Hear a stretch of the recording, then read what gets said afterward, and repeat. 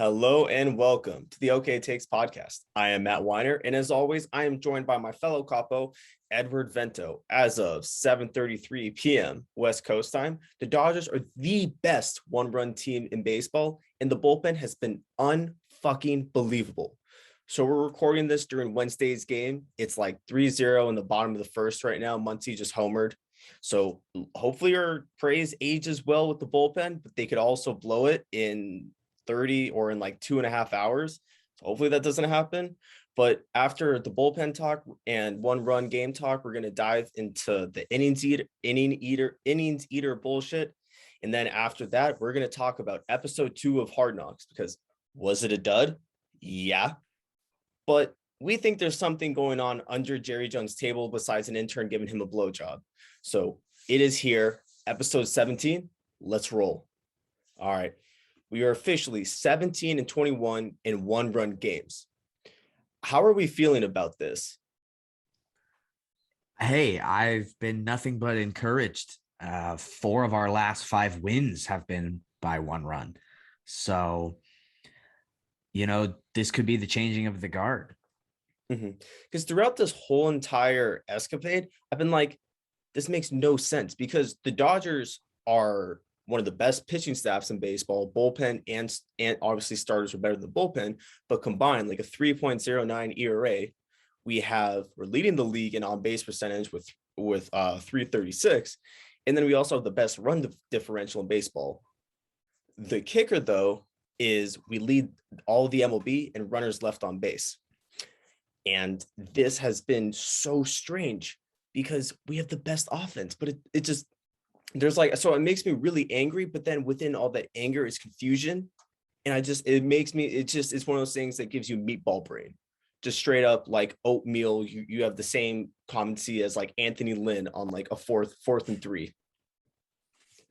Yeah. And I mean, I think the whole we lead the league and leaving runners on kind of also comes down to the fact that we just have a lot of runners on a lot. So it's like, yeah, we leave a lot on, but also we just put a lot on in the first place. And sometimes we bring them in and then maybe we strand 1 or 2, but we had already brought in like 3 runs. It's not always like, oh, we went one game where we go 0 for 18 with runners in scoring position, which we do, but like, that's not the case every night. A lot of times we just put a lot of runners on. So we're due to leave them on, even when we are hitting well.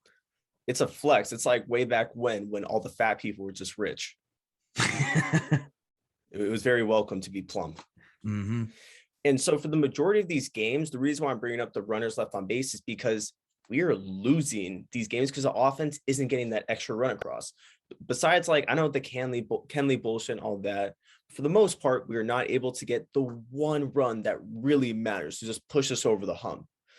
So this has been happening for a majority of the season is in our loss. So since June 1st, we've lost 24 games. In those 24 losses, we're averaging 2.41 runs per game.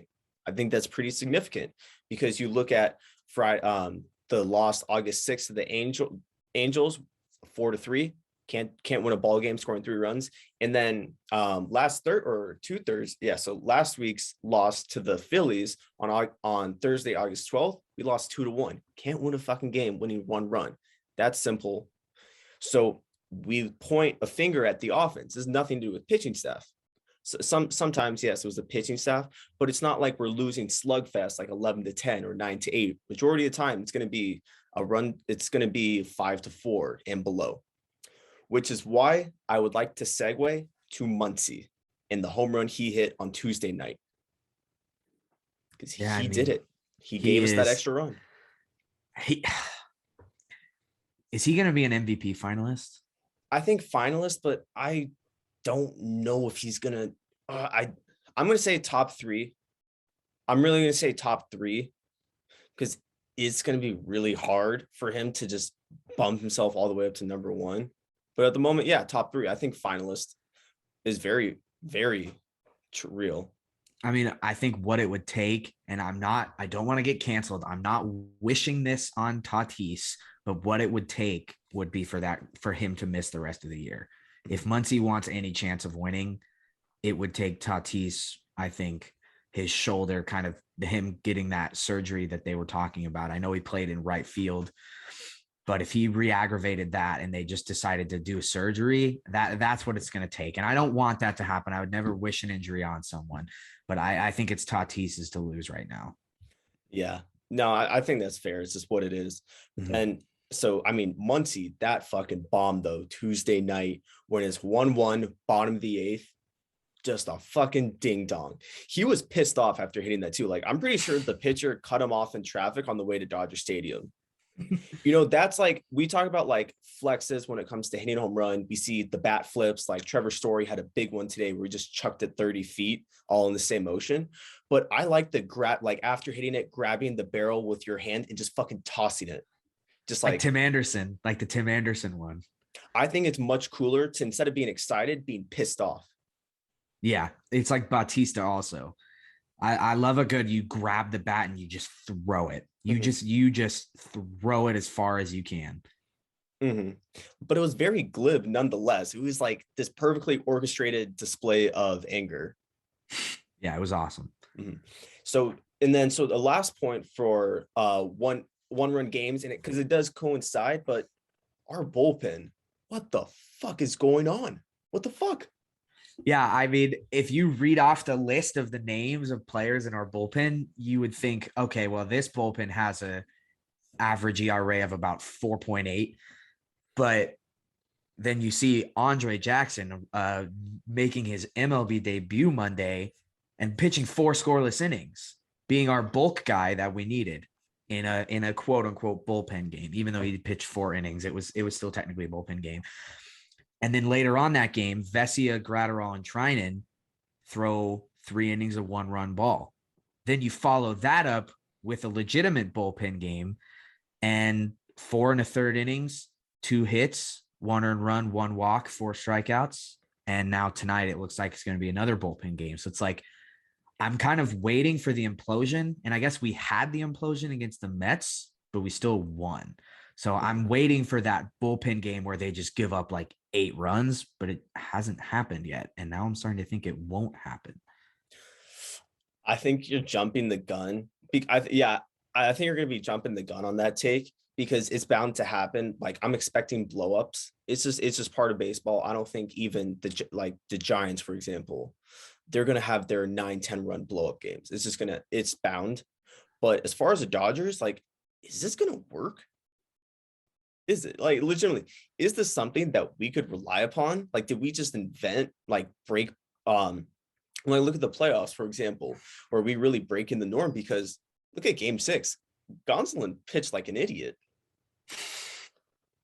Yeah, I mean, this could be like a strategy that we use, in a playoff game. If we want to give someone like Kershaw or Scherzer an extra game of rest, or if we just don't have really an option, I would trust a bullpen game where Justin Brule comes in and pitches 1 inning, and then we go to like Vesia for 2, and then we go to Bickford for 2. And I would believe that we would win that game. I love it because we're now entering the world of the innings eater is one of the most important roles on the entire team. But let's be honest, it's the hand job of pitching roles because it's kind of clunky. It's a little awkward. Like, you're put into that position because someone isn't able to go the distance. And even when it works out perfectly, still not that much pleasure from it, but it's nice. It's better than not getting a hand job. And we still have Danny Duffy to come. Unintended. I set myself up for that one. Yeah. But like, as far as like the innings eater goes, it looks like David Price has kind of solidified that spot, and he's been pretty solid because what you need in something like this, you want 4 to 5 innings and give up 1 run. That's plenty. That's doing your job. It's not exciting. It's not sexy, but you just have to get it. You just have to, circumstances are going to put us in that position.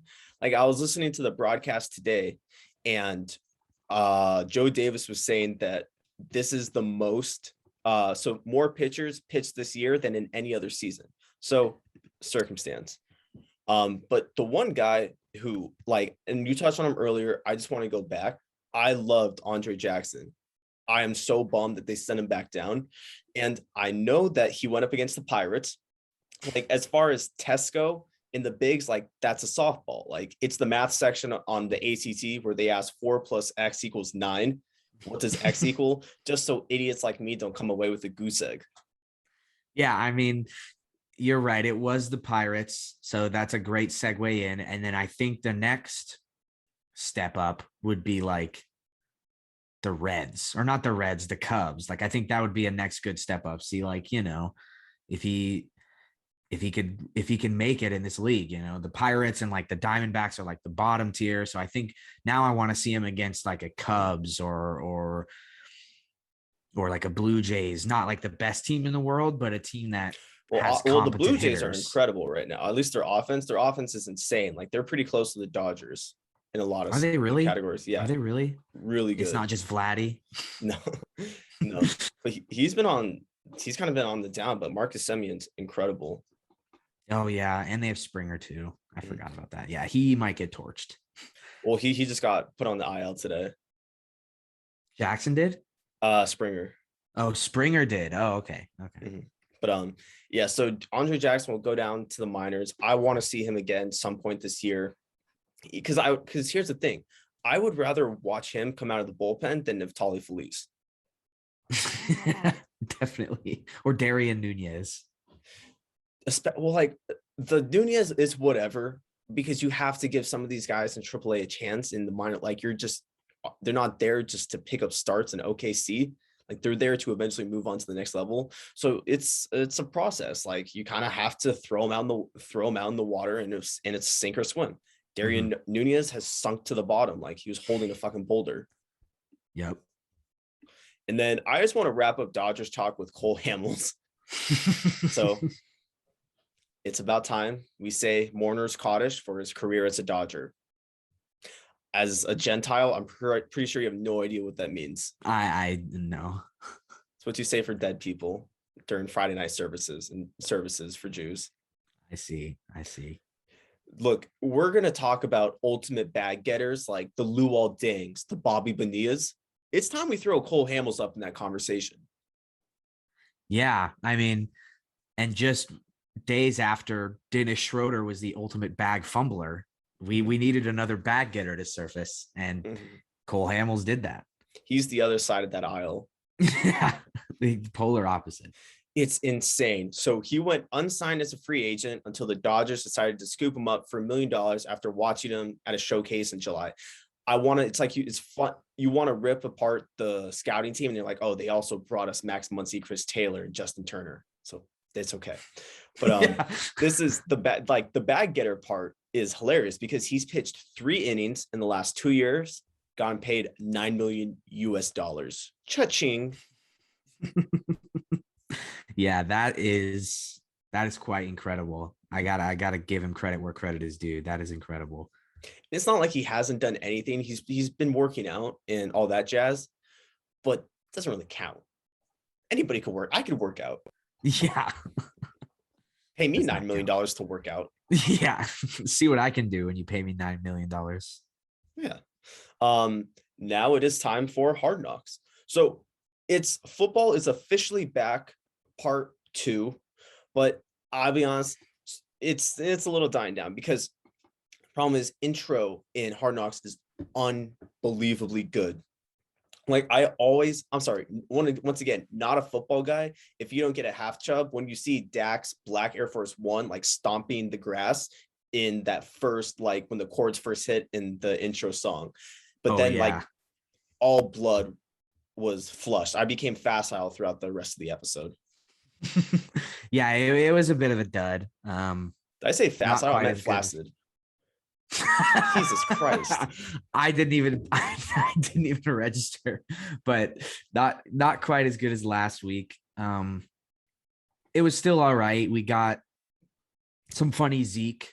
I know you want to touch on some stuff Zeke talked about. You could do the gooch talk. I'll let you do the gooch talk. Yeah. I mean, basically Zeke what was he saying? It was itchy down there, so he went to get baby powder for it.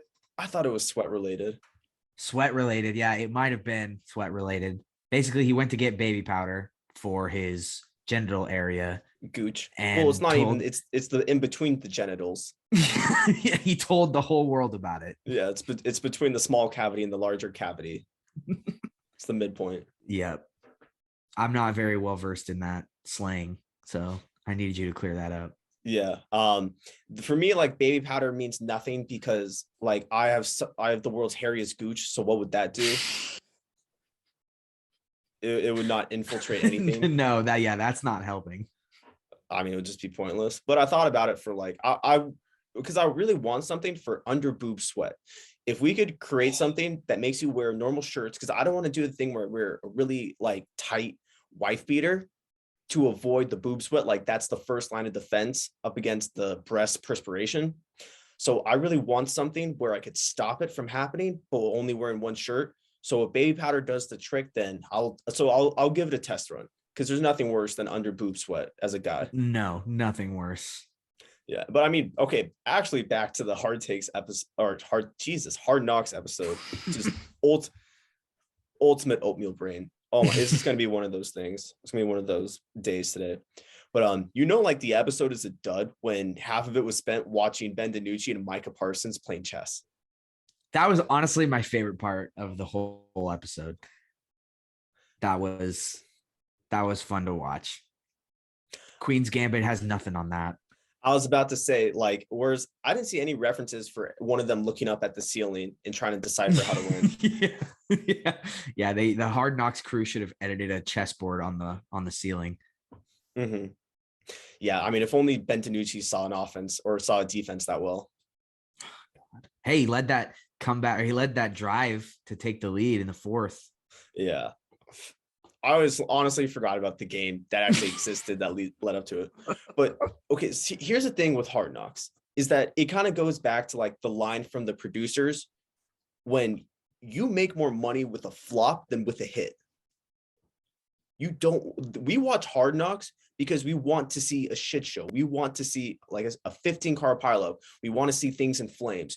We want to see Mike McCarthy saying stupid shit, like the Mojo moment. We want to see Jerry Jones having racist Freudian slips. We want to see Dak go to war with the training staff over his shoulder. We want to see tension. We want to see guys pissed off at each other.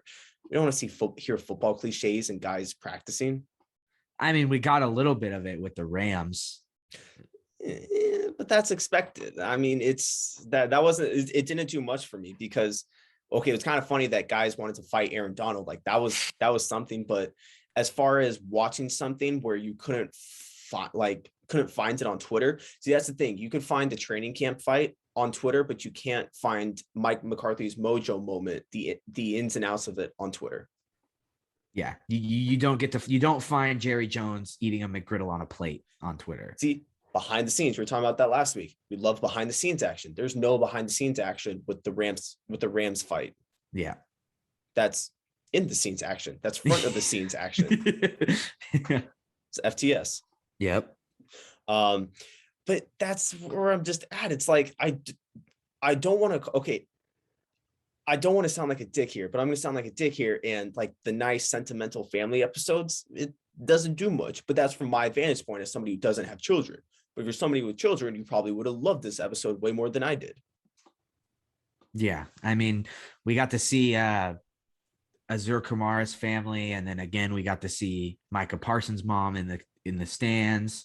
So, and we heard a lot about Kamara's backstory. So yeah, it was a very family driven episode. Insane. I was planning on ending with Azur Kamara talk, but while we're on it, I'll bring it up now. Holy shit. So he fled from a civil war in Ivory Coast at one point of his life. So he came to the United States. So this is per Sportskeeda as a 10-year-old boy after his mother and stepfather fled the first Ivorian Civil War. And when he was 5, his mother took her children to Guinea, to where their uncle lived. He wasn't aware of it at the time. And Azur Kamara later found out that it was to escape civil war back home. But for the next half decade, he wouldn't see his mother again. Just incredible, like one classic tale of scavenging for food and water. And then also not realizing that, like thinking that his mom completely abandoned him. Yeah, I mean, it's a wild story, and it's awesome to see him on the practice squad right now. But every Hard Knock season, there's a guy that they kind of zero in on that's on the fringe of making the roster. Everyone falls in love with him, and he gets cut. And I just have a bad feeling we've got our guy here with Kamara. Well, it's something you need for the show. Like, you always get to have, because let's be honest, not all these guys have such incredible journeys to making it as a practice squad member and to making it onto a preseason game, which is like, for if you're somebody who grew up like Azur Kamara, this is your Super Bowl. The standards are completely different when you're literally fleeing from a civil war in a country, whole ocean, like across the Atlantic. So the standards are a lot different than like Aaron Donald, who just had to like work out in his dad's basement. Yeah. Yeah, that's true. But it's gonna be interesting to see where it goes from there. But like, we have to remember, he's like 6'3", 230. That's not gonna work. No, not gonna cut it, especially for his position, defensive end, right? Mm-hmm. Well, yeah, I mean, you're gonna get clamped, and he did have a sack against, or he had a huge sack and another play where he stopped a run at the line of scrimmage during that game against the Cardinals, and it looked like his sack was going to be the game winner, but ended up losing thanks to Matt Prater. But what do you like? I feel guilty watching this because he's doing this against first teams, but what's going to happen when he faces David Bakhtiari? Yeah, I mean, yeah, he just it's an awesome story, but sadly, I just don't see it with him. Making the team. I just don't see it. Yeah, because Quentin Nelson, let's be honest, he's going to turn him into silly putty. Yeah, Ryan Ramchek's gonna just toss him across the field. Shout out to the Saints. Yeah. Taron Armstead made the NFL top 100. Oh yeah, he should be. He's awesome. Mm-hmm. That's the thing, is that we have our story and it's cool, but that's the thing. The Cowboys don't have a real star that's within the top 5 players of the league that you could build a whole plot line around. Because like, think about it, when we have the Texans, they had JJ Watt.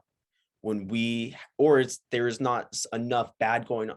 Look, I know I'm bumbling right now, but I know what I was going to want to talk about earlier is that there's not enough going bad. Like, that was the funny business I was alluding to earlier. I feel like Mike McCarthy and Jerry Jones are really being extra careful on what's being said, in that the storyline revolving around this. I remember Big Cat said it, and it made a lot more sense because I went going back to rewatch it. But we want to know what the fuck is happening with Dak. That's all we want to know. Yeah. Like, no mention of the Cowboys Twitter account saying Dak's going in for an MRI. Don't worry, nothing is wrong. Trust us, nothing is wrong. There's nothing here to be worried about. How do you not bring that up in the episode? Yeah, I do agree in a sense that I think that they are maybe filtering what they say. Like, I think Jerry is probably kind of telling the coaching staff and maybe some of the players, hey, let's not talk about this, or hey, let's be careful when we say this. And I think it's just Hard Knocks. I think they're having these conversations, but they're like, oh shit, this is what happens when we make these very private things very public in front of the whole world. Yeah, there's going to be a lot of backlash. It's going to look really bad on the franchise. Yeah. When has Hard Knocks made a team look competent? Yeah, never. I'm not even going to try. Because it sounds fucked up. It's like it's a sad clown show, but we like Hard Knocks to not show us like watching like one of their huge linemen, like watching their kids like try and carry their helmet or posing for pictures after practice. We watch Hard Knocks for when, like, the family version of Hard Knocks, when they had like Antonio Cromartie trying to recite the names of his 9 kids. I had to run that video back just because it was hilarious, because we have like DeMarcus Lawrence taking his kids to the beach, and the only funny thing he said was never turn your back to the ocean. And then so it's like really, really great things to watch, and it's like Hallmark Channel kind of bullshit. And then Antonio Cromartie was digging deep to name like every one of his kids, then 3 of them were 3 years old, and one was turning 3 in December. Yikes. Yeah, and I mean, I think another problem with it is now with the shortened preseason and the Hard Knocks season is now shorter, so they have to cram as much as they can into these 5 episodes, I think it is. Whereas I think a normal season was maybe 10. Was it 10 at 8 episodes? 4. Maybe it was 4. Yeah. It was just preseason. I thought it was no, I thought it was longer. The No. Hard Knocks was longer. No. Are you sure it was only 4 episodes a season before Yes, this? it's all preseason. It's just the preseason matchups. Yeah, but there used to be 5 weeks of the preseason, right? Or it used to be however many weeks. I'm pretty sure it was 4 weeks of the preseason. Dang, maybe I don't know what I'm thinking of. I thought Hard Knocks was longer, and now that the preseason is shorter, they have to make the season shorter. No. It's that's the thing about the hard knocks though. This is something to get you through training camp and build some excitement of it. But the excitement comes from things going wrong. Like I had to run back like Greg Williams highlights from when the Browns were on, and Hugh Jackson and Baker weren't getting along. And it was hilarious. Like I was watching Greg Williams, and he was also on when the Rams did it on Jeff Fisher. Like Jeff Fisher got fucking fired on Hard Knocks. He was legitimately fired, and you get to watch that happen. And it was pretty cool. I'm not gonna lie, because I love Jeff Fisher. He's a recurring guest on Part of My Take, or a friend of the program, so I love him. But watching him get fired was pretty fucking insane because you don't see that. So that's what I like about Hard Knocks, that you get to see all the bullshit. Because when guys you know what it feels like with Hard Knocks is that everything feels like a press conference. Mm-hmm. That's a good way to put it. But what's nice is that you hear what they're saying at the press conference, and also all the shenanigans that goes on behind what they're saying. And you're like, wait, no, that's actually not true. There are things there's a lot of incoherent things, guys getting pissed off, arguing with the coaches, players among themselves, hating each other. Yeah. I mean, that's what we sign up for, isn't it? That's what I'm saying, is that I'd rather watch a flop than a hit. Yep, definitely. Totally agree. And then we're going to end the show with football guy voices. Yeah. Shout out to the defensive line coach. I think his name was Aiden Durd. I don't really know how to pronounce his last name, but he's just the reverse Ted Lasso. I mean, for those of you that don't watch it, Ted Lasso is a show about a American football coach who goes to England to coach a soccer team and doesn't know the game at all, which is hilarious. But obviously this guy knows what he's doing. He played in like England's NFL, which I didn't know was a thing. And now is the defensive line coach, I think, for the Cowboys. But like, he's just the reverse Ted Lasso. It's awesome. I love it. I'm all in on that guy. I want to see more from him. Overrated. I have no appeal for Aiden Hurdy. There's a problem. Football coaches have the greatest voices known to man, and he ruins it. You can't have a British guy. You can't have a British accent speaking in football related terms. You need to have something like their QB coach, Doug Nussmeier, where there's just gravel in the back of his throat at all times. Like for a football guy, it has to sound like you're choking on cement, trying to get through every sentence. Like Coach O, all-time football guy voice. I want to have that instructing me what to do. And I'm probably more motivated hearing it from somebody from Louisiana than somebody from Manchester. Yeah, no, you're right. It's just funny hearing a guy with a British accent talk about football and then hearing all the players mock him. It was really funny. I like that bit. But see, in my football guys, I want to have them strike fear into their players. Yeah, I don't know about fear, but you want obviously what the guy is saying you want it to be like, you want the player to heed what you're saying. You want them to obey it and follow it. But I don't know if I want them to be afraid of me. Yeah. All the time. Like for Greg Williams, like running back to Greg Williams highlights, when he's screaming in your face saying, this is why I'm going to fucking cut you because you don't show any fucking effort. That's what I want. I don't, and maybe okay. And I'm talking as a fan, not as a player. If I'm a player, I want you to talk. I don't know how I would want a coach to talk to me, but as a fan, I want to watch the screaming happen. I want to watch him have like 3-inch wide veins popping out of his neck because he's so pissed off that a linebacker was laid to a hole. Yeah, and I'm sure that works. Honestly, it probably works. Mm-hmm.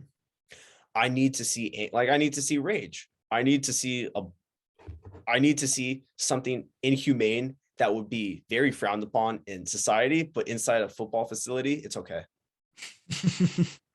Once you cross into that threshold, mm-hmm. Everything's on limits. Exactly. All right. So thank you guys so much for tuning in on episode 17. So we talked Hard Knocks, kind of a dud, but it was now I'm kind of talked myself into it. It wasn't that bad.